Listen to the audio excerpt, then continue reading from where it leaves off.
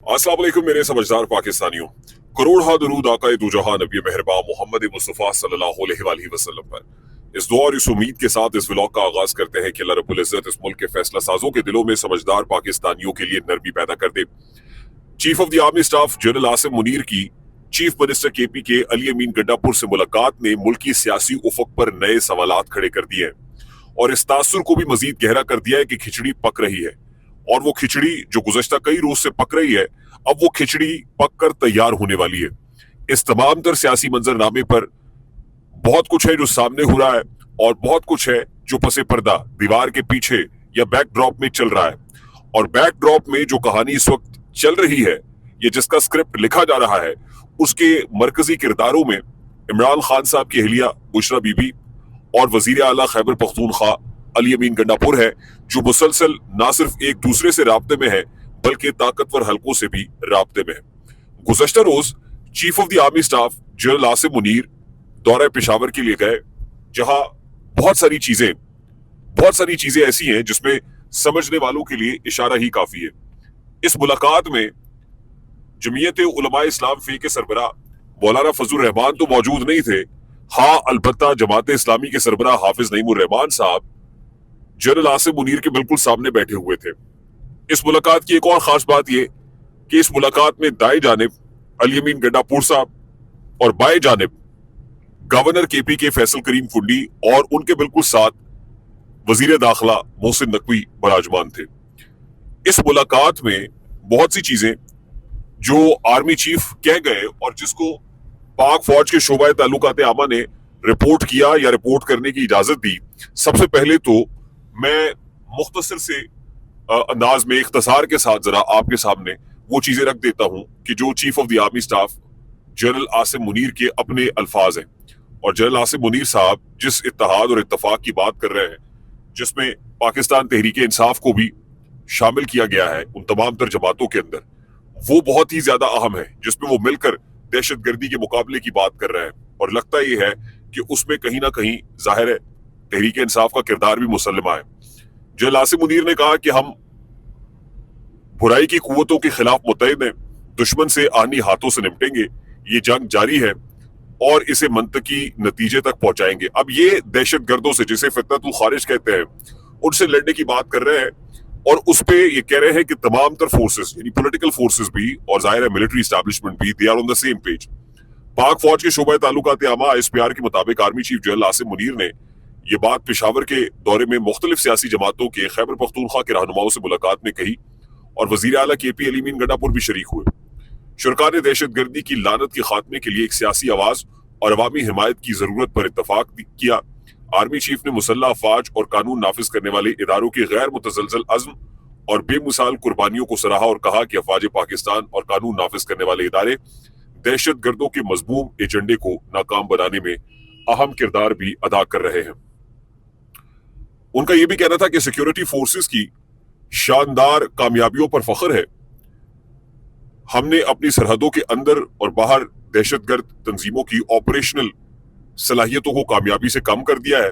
अफवाज पाकिस्तान ने दहशतगर्दों के बुनियादी ढांचों और उनके सेल्स का, जो स्लीपर सेल्स है, उनका खात्मा किया है। वो खासी हद तक फोकस्ड रहे दहशतगर्दी के खिलाफ जंग में और वो ये समझते हैं कि खैबर पख्तूनख्वा हो या बलूचिस्तान हो, ये दोनों सूबे जो दहशतगर्दी की लपेट में है और दहशतगर्दों के निशाने में है, यहाँ पर ये जंग बगैर पॉलिटिकल फोर्सेस के और जाहिर है KP के अंदर एक बड़ी जमात तहरीक इंसाफ है, उसके बगैर नहीं लड़ी जा सकती। पॉलिटिकल स्टेक होल्डर्स को एतमाद में लेना पड़ेगा। साथ ही कुछ इशारे और मिल रहे हैं। एक तरफ तो ये जाहिर है जब ISPR या पाक फौज का शोबा ताल्लुकात आमा ये एस्टैब्लिशमेंट को तस्वीर जारी करती है तो उसमें बॉडी लैंग्वेज का बड़ा ख्याल रखा जाता है। इसमें जो बॉडी लैंग्वेज देखी जा रही है अली अमीन गंडापुर की या chief of the army staff की, वो बिल्कुल कंफर्टेबल है। उसमें ऐसा नहीं लग रहा कि कहीं कोई अनकंफर्टेबल अली अमीन गंडापुर हो रहे हैं या जनरल आसिम मुनीर साहब अनकंफर्टेबल है, बल्कि लगता ही है कि हैंड्स इन हैंड्स है, या आपस में एक दूसरे के साथ ऑन बोर्ड है। और दूसरी इंपॉर्टेंट चीज यह है कि कुछ आसार जो चंद रोज से दिखाई दे रहे हैं, पहला जो सिंबलिज्म है उसके मुताबिक 190 मिलियन पाउंड केस का फैसला जो मौखर हो रहा है, गुज़श्ता रोज फिर मौखर हुआ, ये बहुत ही ज्यादा सिंबॉलिक है। ये क्यों हो रहा है? और किसके कहने पर हो रहा है। हुकूमत भी इसको लेके परेशान है, इसको लेके हुकूमत बहुत परेशान है। तहरीक इंसाफ को तो बयानिया मिल रहा है, नैरेटिव मिल रहा है, लेकिन हुकूमत ये देखकर परेशान है कि हम तो नहीं कह रहे, तो फिर ये इसको डिलेइंग टैक्टिक्स कौन यूज कर रहा है और उससे क्या कैपिटलाइज करने की कोशिश करता है। दूसरी चीज, बुशरा बीबी ने आज तोशा खाना के अंदर जो बरियत की दरखास्त है वो भी जमा करा दी। और तीसरी इंपॉर्टेंट चीज सिविलियंस के मिलिट्री कोर्ट ट्रायल के हवाले से है, क्योंकि जो आईनी बेंच इस केस को सुन रहा है, गुज़श्ता समात के ऊपर भी हमने देखा कि वजारत दफा की वकील ख्वाजा हारिस को क्लीन बोल्ड किया गया जजेस की जानिब से। जस्टिस जमाल खान मंदूखेल ने सवालात की और कहा कि आप ये जो सवालों का टोकरा लेके जा रहे हैं, अगली समात पर आपने इसका वो तसल्ली बख्श जवाब देना है, हमें मुतमईन करना है। लेकिन ख्वाजा हारिस मुतमईन नहीं कर सके। और आज जस्टिस हसन अजहर रिजवी ने जो सवाल किया वो ये कि किस तरीके से बगैर हथियारों के लोग कोर कमांडर हाउस में दाखिल हो गए, ये कैसे मुमकिन हुआ कि हथियार भी नहीं थे लोगों के पास, असलहा भी नहीं था, तो कोर कमांडर हाउस के अंदर घुस गए। यहाँ पे जो फौजी अफसरान है या जो सिक्योरिटी के उमूर सर अंजाम दे रहे थे वो लोग कहाँ थे। और फिर ये बड़ा इंपॉर्टेंट सवाल पूछा गया आज जस्टिस हसन अजहर रिजवी की जानिब से कि कितने जो फौजी अफसरान है उनका इसमें जो मिलिट्री कोर्ट ट्रायल है वो हो रहा है, और इसका जवाब दिया गया कि कोई भी फौजी अफसर नहीं है।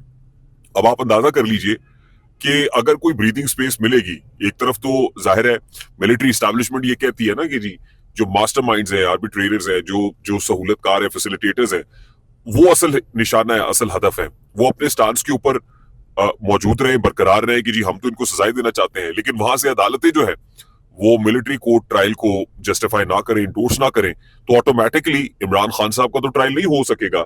और जाहिर है वो जिसको कहते हैं ना कि आपको कोई फेस सेविंग भी मिल जाएगी, कोई सेफ एग्जिट भी मिल जाएगा, कि आपका बयानिया भी बच जाएगा और आप तो अदालतों के कांधे पे बंदूक रख के चला देंगे कि ये तो अदालत ने किया जो कुछ किया है। तो जाहिर है कि अगर किसी को कोई ब्रीदिंग स्पेस देनी है या कि कहीं कोई बैकडोर, कोई मुज़ाकरात कामयाब करने हैं, तो उसमें कुछ चीजें ऐसी हैं, अगर आप इस शतरंज की बिसात को समझने की कोशिश करें और डॉट्स को कनेक्ट करें, तो आपको अंदाजा हो जाता है कि किस अंदाज में मामला आगे बढ़ रहे हैं और किस तरीके से चलाया जा रहा है। उसमें जाहिर है कि 20 जनवरी की तारीख करीब आ रही है और पाकिस्तान तहरीक इंसाफ लाख ये कहे कि वो तवक्कुआत नहीं बांधे हुए डोनाल्ड ट्रंप की जो हल्फ लेने से है या वो कुर्सी सदारत पे विराजमान होंगे तो उसके बाद कोई इम्प्लीकेशंस पाकिस्तान के ऊपर भी होंगे। लेकिन फिर भी जो मिलिट्री स्टैब्लिशमेंट है, जो हुकूमत वक्त है और इवन तहरीक इंसाफ है, ये सब समझते हैं कि इसकी इंपॉर्टेंस क्या है और ये कितना अहम होने जा रहा है। तो इसका मतलब आप यूं समझ लीजिए कि आने वाले चंद रोज,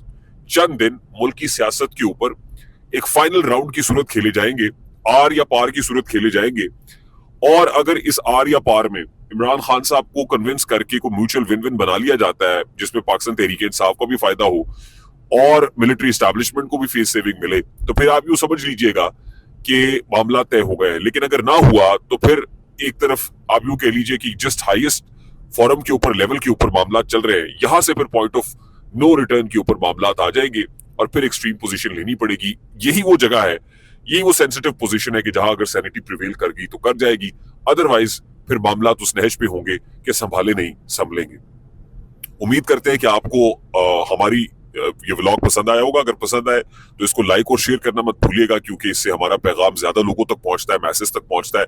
चैनल पे नए तो चैनल को सब्सक्राइब कर लीजिएगा, बेल आइकन जरूर दबाइएगा। अपना बहुत सारा ख्याल रखिएगा। अस्सलाम वालेकुम।